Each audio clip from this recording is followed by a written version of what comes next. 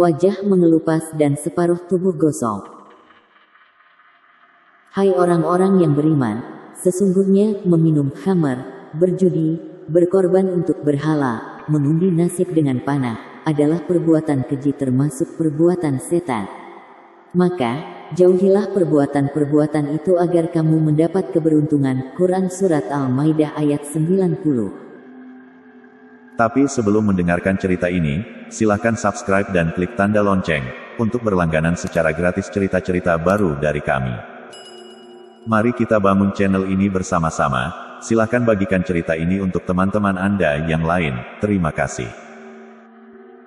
Pintu hati Astuti 35 tahun, yang dipenuhi kenangan pahit dan penderitaan di masa lampau, serasa diketuk oleh sebuah tangan yang meminta kesediaan untuk memberi maaf, atas perjalanan hidup yang sudah terlewati.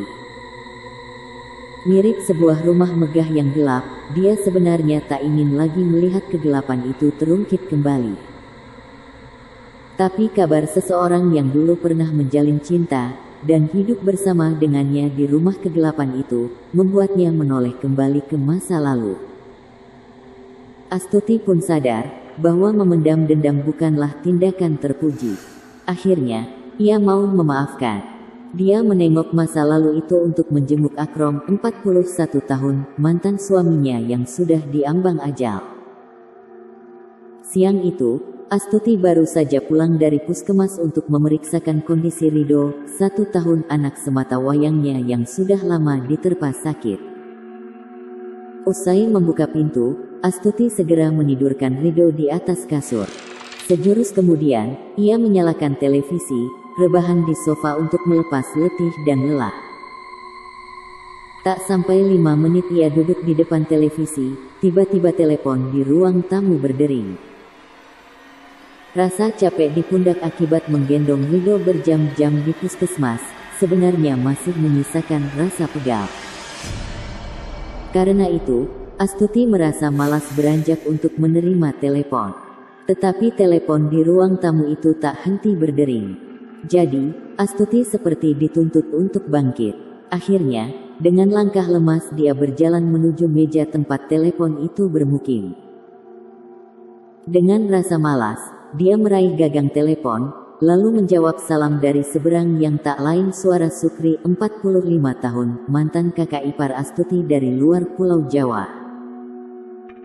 Sesaat kemudian Astuti terkesiap, gugup. Meskipun Astuti sempat mendengar kabar Akrom yang sakit, tapi dia tidak pernah tahu, jika mantan suaminya itu sedang sakit parah, tak berdaya di sebuah rumah sakit.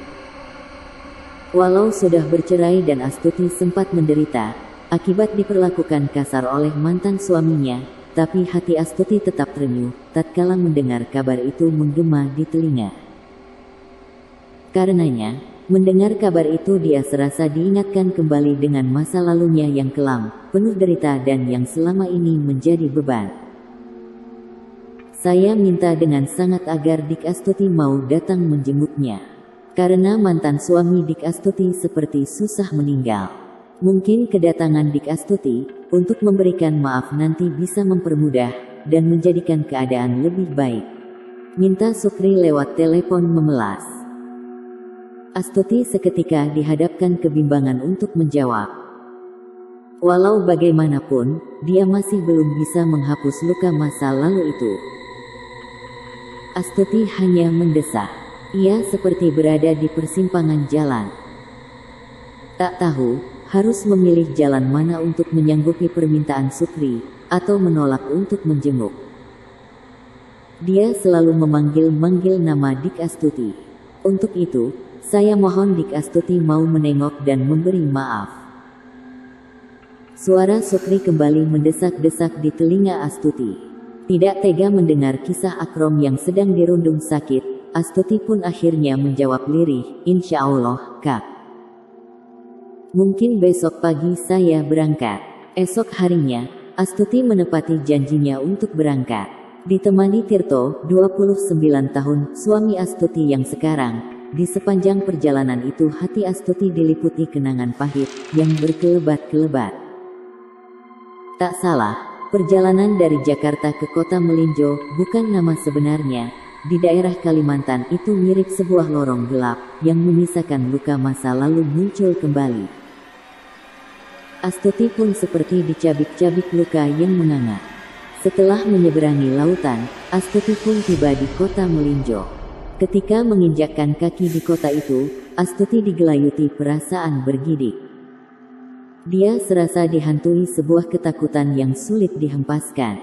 Tapi kaki Astuti tetap melangkah ke rumah sakit, menengok mantan suaminya yang sedang terkapar tak berdaya. Sesampai di ruang ICU, tempat Akrom, mantan suaminya itu terbaring tak berdaya, kembali hati Astuti diterpa rasa takut. Dingin AC di ruangan ICU itu segera menyentuh kulit Astuti ketika ia melangkah ke tempat pembaringan. Tetapi saat ia melihat Akrom terkapar di atas kasur dalam kondisi yang mengenaskan, seketika Astuti tercekat. Ia tertegun dan nyaris tak percaya dengan apa yang ia lihat, dengan apa yang ada di depan mata Astuti. Begitu saya datang, saya kaget bukan kepalang saat melihat keadaan mantan suami saya. Rambutnya putih, juga telah rontok. Mukanya seperti terkelupas, dan lidahnya terjulur. Ia pun sudah tak bisa ngomong lagi. Dan yang membuat saya seakan tercekat, perutnya besar sekali. Kata dokter, bahkan 2 hari lagi jika ia tak meninggal maka perutnya yang membesar akibat penyakit liver itu bisa-bisa akan meletus. Juga, darah sudah keluar dari semua lubang. Bukan itu saja, sebelah badannya hitam seperti terbakar. Seperti permintaan Sukri, kakak Akrom lewat telepon, maka Astuti membuka pintu hatinya untuk memberikan maaf. Kalau memang semua ini ada sangkut pautnya dengan saya minta maaf. Karena, tak menutup kemungkinan saya salah.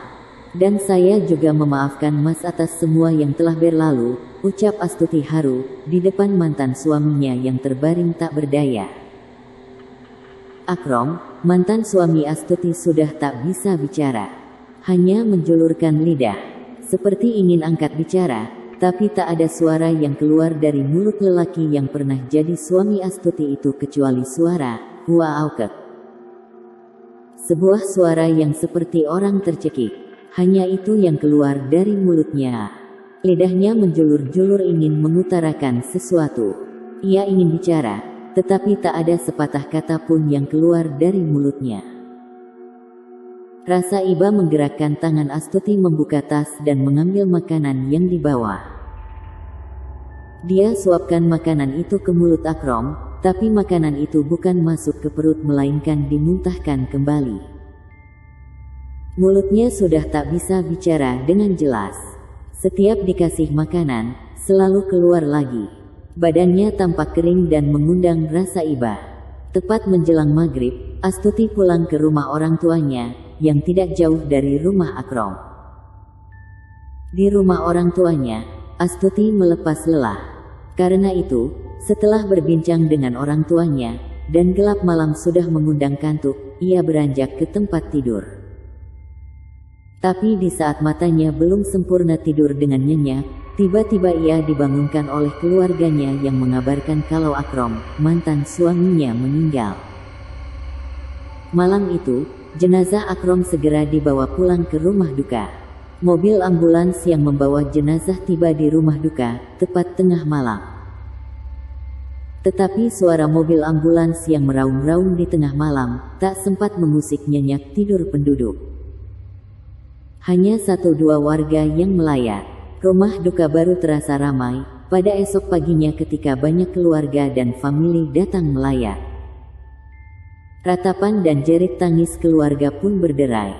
Apalagi tatkala para pelayat itu menyaksikan kondisi jenazah yang mengenaskan. Sekitar pukul 8, keluarga memutuskan untuk merawat jenazah. Jenazah yang terbaring di ruang tengah segera diangkat ke tempat pemandian. Tetapi tatkala jenazah siap dimandikan dan kain penutup jenazah dibuka untuk diguyur air, seketika orang-orang dibuat tercengang dan terperanjat kaget. Sebab kondisi jenazah benar-benar memprihatinkan. Tak salah, jika orang-orang memalingkan muka. Ya, Allah kenapa bisa jadi begini? ucap mereka. Nyaris tidak ada yang berani menyentuh jenazah.